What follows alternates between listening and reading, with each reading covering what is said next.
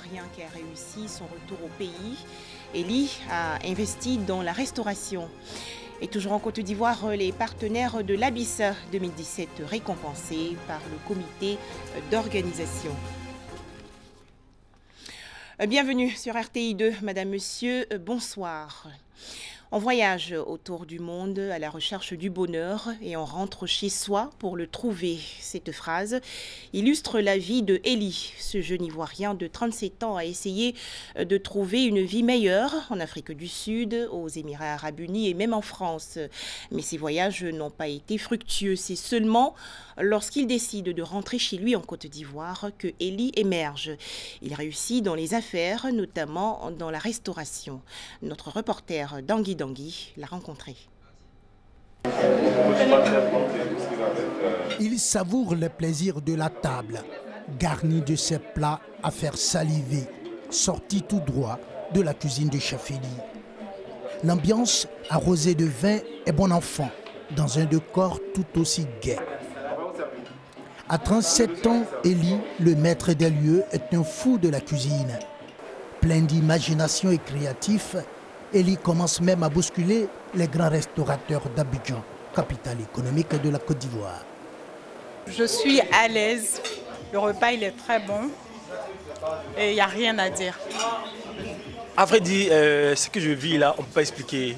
Je pense que ça se vit. Au four et au moulin dans son entreprise, Eli n'est jamais loin de ses clients et de leur satisfaction, qui, dit-il, est sa raison d'être. J'ai ouvert cette maison de traiteur, donc on appelle traiteur bouche bée, avec une note assez spéciale, qui est quelque chose qui n'est pas encore réalisé sur Abidjan, qui est la table d'hôte que vous voyez bien sûr évidemment derrière moi. Pour lui prendre un peu plus de temps, rendez-vous lundi, son jour de repos.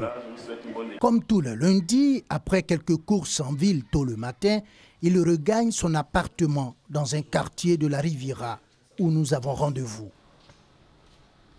C'est ici, dans cet univers où quasiment tout transpire le luxe, que chef Eli a bien voulu accepter de lever un coin de voile sur sa trajectoire. Jeune certes, mais pas rectiligne. Je suis revenu en Côte d'Ivoire, vraiment sans vous mentir, brisé et cassé, obligé d'accepter que c'était un échec. Échec dans le sens où ce que moi j'avais prévu, je ne l'avais pas accompli. Donc il fallait à un moment donné capituler et revenir. La restauration, c'est pas une idée. J'ai toujours baigné dans la restauration. Depuis l'âge de, je vais dire, 7, 8, 9 ans, j'ai ma mère qui, elle, était vraiment fan de gastronomie. Donc elle cuisinait, que ce soit pour la maison, pour ses amis. On lui commandait souvent à manger et tout. Donc très petit, c'est elle, avec elle, que j'allais souvent au marché. Je faisais les courses avec elle, je rentrais à la maison, je cuisinais. L'aventure en Afrique du Sud, à Dubaï, en France, n'ayant pas tenu leur promesse de répondre aux aspirations du jeune homme, Eli revient sur les bords de la lagune ébriée, les mains vides, à la limite du désespoir, mais il ne franchit pas le pas. Mon projet en mai, je commence à faire le tour de mes acquis, de ce que moi j'appelle de mes assurances. Donc ça veut dire des personnes que je connais, vous voyez un peu, on a toujours dans son carnet d'adresse ce grand type-là où on sait que si on va exposer le projet, tout de suite il va nous supporter et tout. Il n'y avait personne à qui le projet vraiment parlait, vous voyez. Donc je dois le démarrer seul. Donc je dépose le projet, je tourne, je réfléchis, je vais là, je reviens, mais le projet, intérieurement, il me bouffait, il me rongeait, il fallait que je commence, il fallait que je sois. À un moment donné, j'étais encore déçu une fois, de dire, mais tiens, je prends un projet, aujourd'hui il n'y a personne, je commence comment mon projet?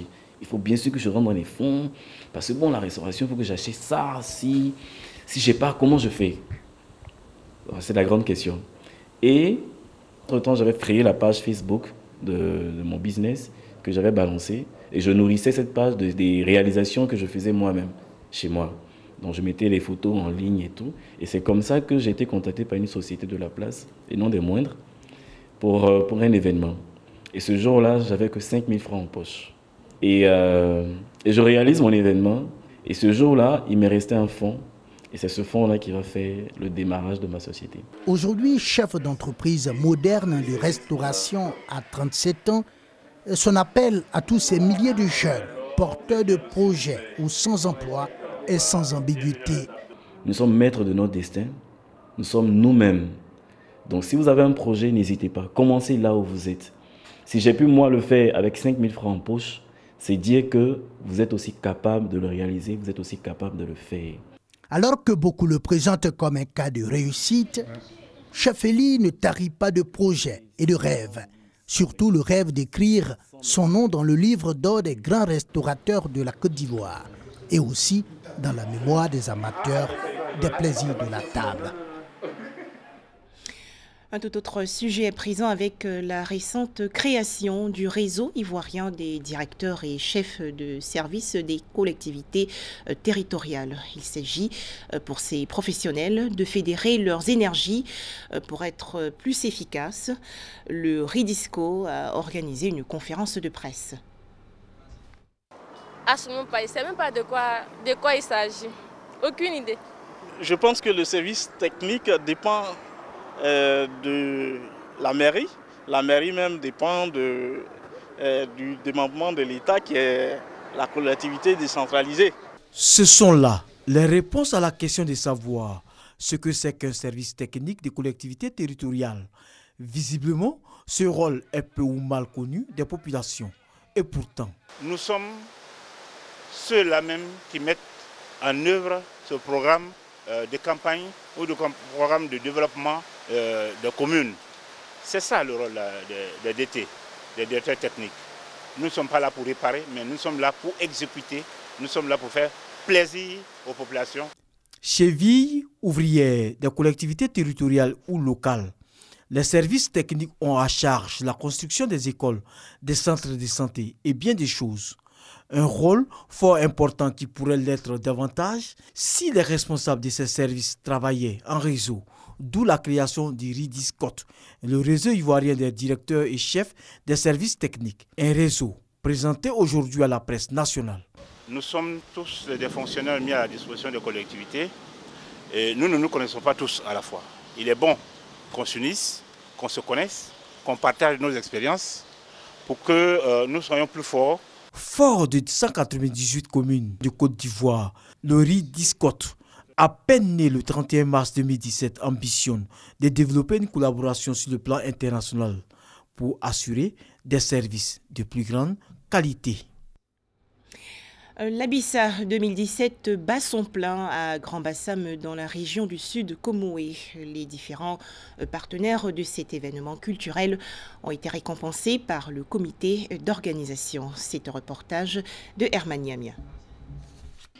Si l'Abissa aujourd'hui a cette notoriété et l'une des rencontres culturelles les plus en vue en Côte d'Ivoire, c'est bien grâce à l'implication des partenaires. En leur remettant ces trophées et diplômes ici au Palais Royal de Grand Bassam, le comité d'organisation de l'Abissa veut leur traduire sa reconnaissance pour leur soutien incommensurable. Cette cérémonie correspond à un double objectif. Le premier objectif, c'est de leur dire merci. Merci de la contribution qu'ils apportent pour que cet événement garde son haut standard de qualité et progresse d'année en année.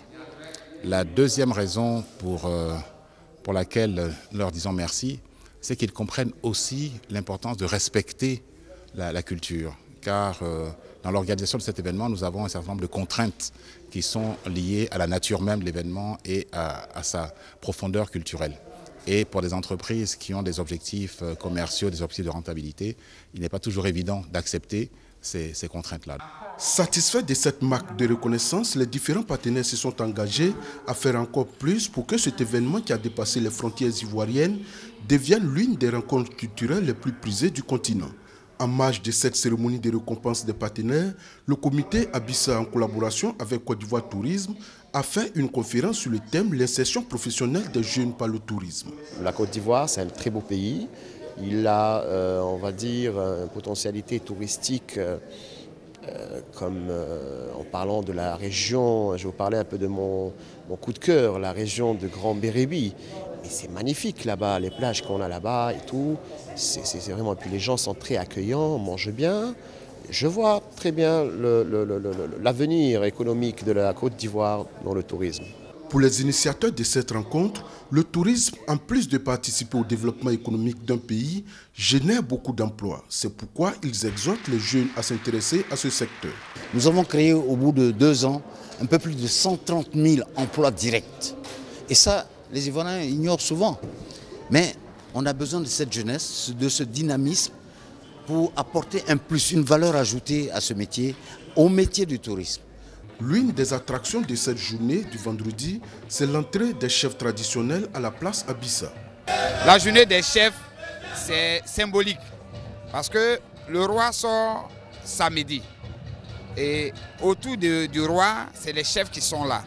Alors les chefs aujourd'hui, vendredi, c'est comme on vient préparer le terrain pour attendre la deuxième sortie du roi.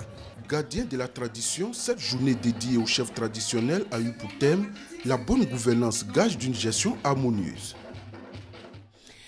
Hors de chez nous, Marrakech, ville située dans le centre du Maroc. Le vieux quartier juif historique renaît peu à peu après avoir bénéficié d'un programme de rénovation. Il attire désormais de nombreux visiteurs étrangers. Regardez. Dans la cour de la synagogue Lazama, au cœur du quartier juif historique de Marrakech, Isaac Ohayon se lance dans un discours d'histoire passionné.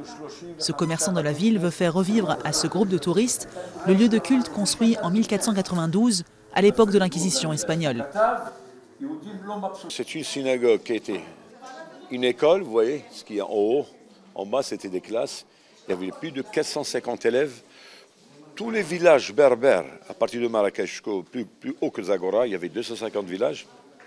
Il y avait plein d'enfants qui devaient étudier la Torah, étudier le judaïsme. Dans les salles de classe transformées en musées, des photographies rappellent l'histoire de la communauté, désormais dispersée en France, en Amérique du Nord et surtout en Israël.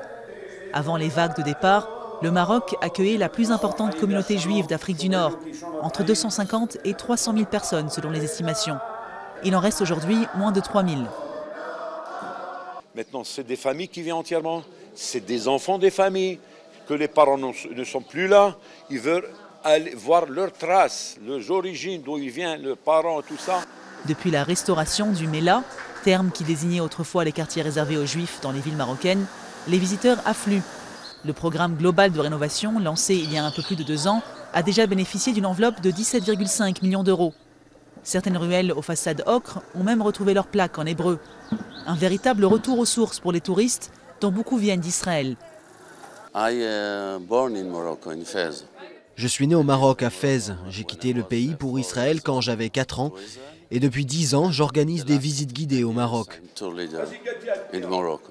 Officiellement, le Maroc n'entretient aucune relation économique ou diplomatique avec l'État hébreu. Et le sujet reste sensible. Dans les faits, cela n'empêche ni le tourisme ni les affaires de prospérer.